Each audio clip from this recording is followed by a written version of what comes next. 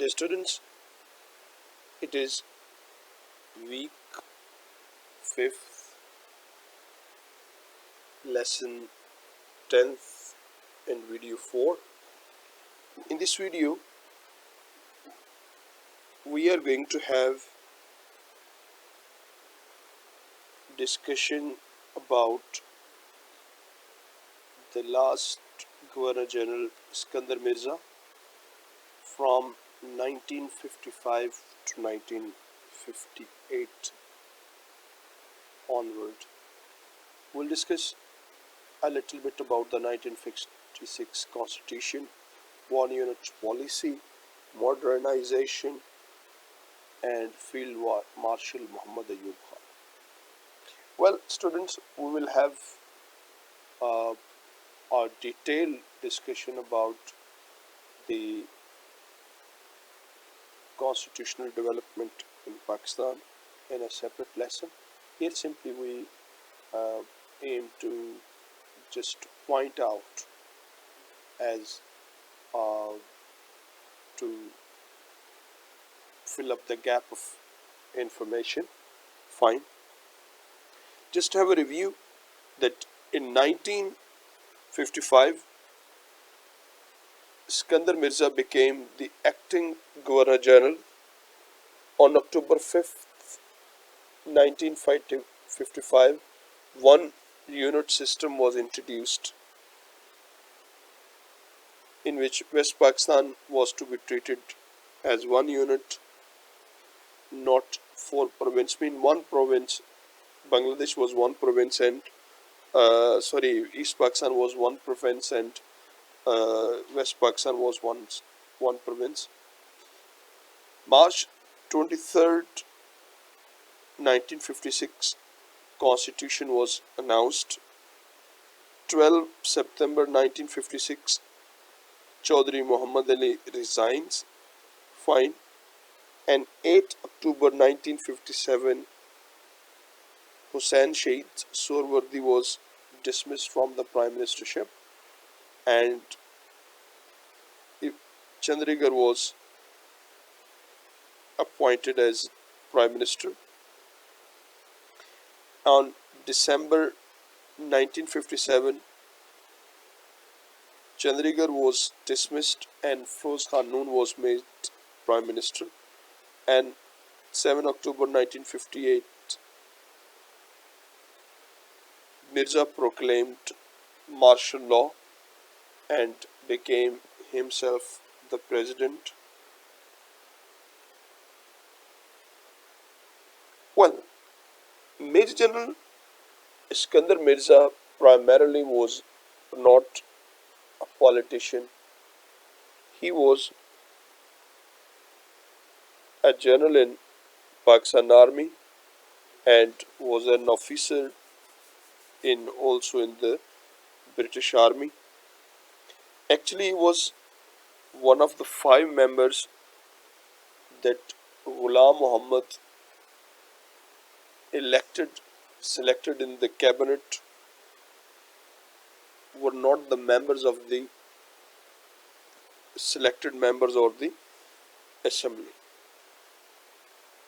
Well, on May 1954,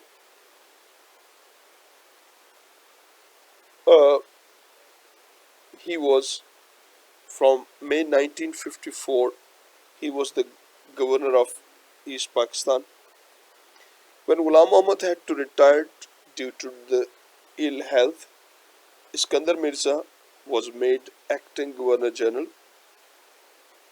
and here he decided that Pakistan needed a leader capable of taking decisions, making policies, and should be able to control the conspiracies and rioting and tensions by the public, and also the tensions which happen on the borders. And so he thought himself to be a ideal embodiment of these things. Well, he dismissed Muhammad Ali Bogra as a prime minister and made him the ambassador to the USA,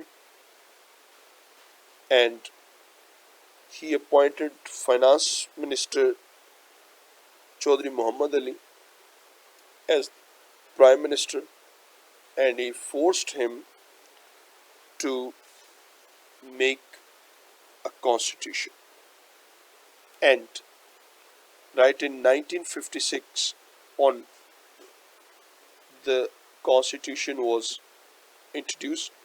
On 29th February 1956, Pakistan's first constitution was adopted by the Second Constituent Assembly.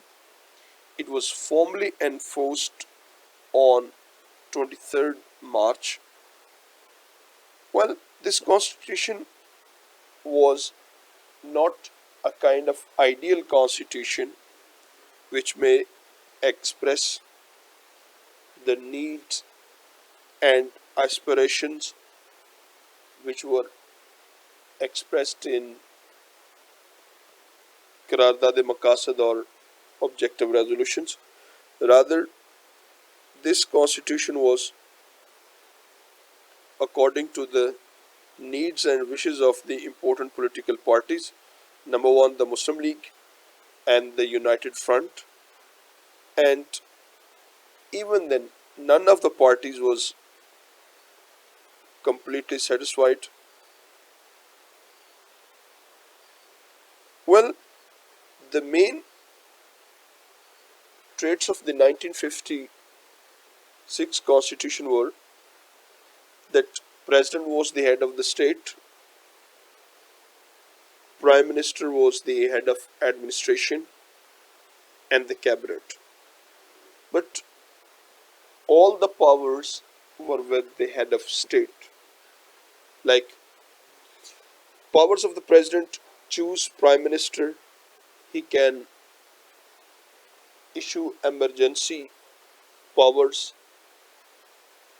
he can means proclaim emergency, can break the assemblies, can dissolve the national assemblies. All the powers were with the prime ministers. And qualification was he must be Muslim, 40 years of age. And the prime minister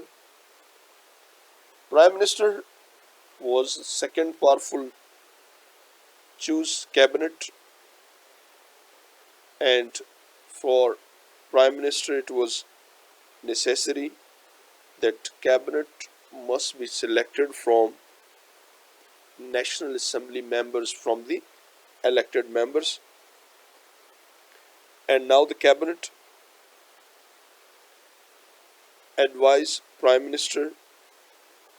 Cabinet simply can advise prime minister to do certain things, and restrictions they simply can advise. Their action was not binding on the president. Fine. And there's two National Assembly, one Houses of Parliament with 300 members elected by the adults over 21 years. So it means that the one house was comprising on 300 members, and the age for the voting was an individual over 25 years. Provincial Assembly, a body of East Pakistan, a single one unit body for 4 provinces of the West Pakistan, elected as before. Mean that there were not any separate assemblies like now we see in Punjab and others. There was simply one assembly and all the members were there. Clear? And it is a kind of one unit policy, as I expressed. One unit policy was that all the states and provinces in West Pakistan, they made one province, and all the states and the province of Bengal, they was made one principle. one unit, one province. Clear? That was already one province, but maybe there are certain other little states. But in Pakistan, West Pakistan, there were four provinces and many princely states, but they were taken as one province. In this way, there were certain complications also. Okay, now we see that the traits of the 1956 Constitution, the human rights that were provided, free speech and assembly. Free speech and assembly mean to get together, a right to vote, a right to criticize, a right to form political parties, freedom from unlawful arrest, freedom of religion, equality as citizen, freedom of culture, right to security, a right to marry, a right to education, a right to own property, right to choose trade or profession, and a right to practice that profession. Well, next is one unit policy, as I have expressed, that for administrative reasons, the country was divided into two provinces, fine, East Pakistan and the West Pakistan. Modernization, Sikandar Mirza uh, started a program of modern industrializations and development program. Karachi Airport was completed in 1955, and the development and modernization of railway continued. The telephone system was expanded.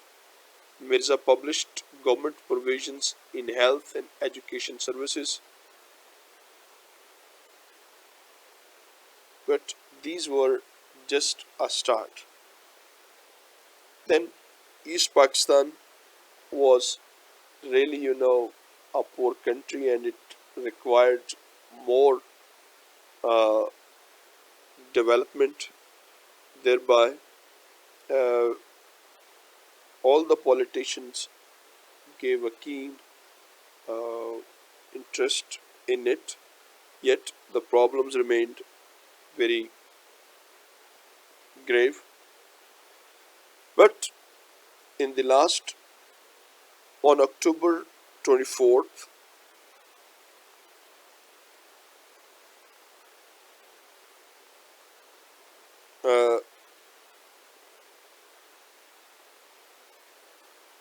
Iskandar Mirza appointed Ayub Khan as Prime Minister,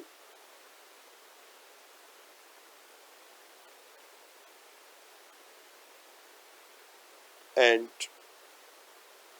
on 27th October, Ayub Khan forced Sikandar Mirza to resign and exiled him into exile to London, and thus the first military rule started with Pakistan. Dear students, in the end,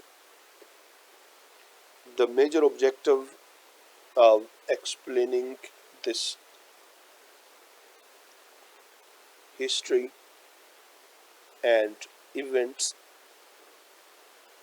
to you, to know that what type of political complexities Pakistan had to face in the beginning, and the experiments that Pakistan had made in terms of establishing governments in 10 years might not have made any other country in their 100 years of life.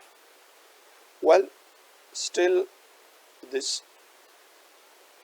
uh, chain of experiments is being made clear.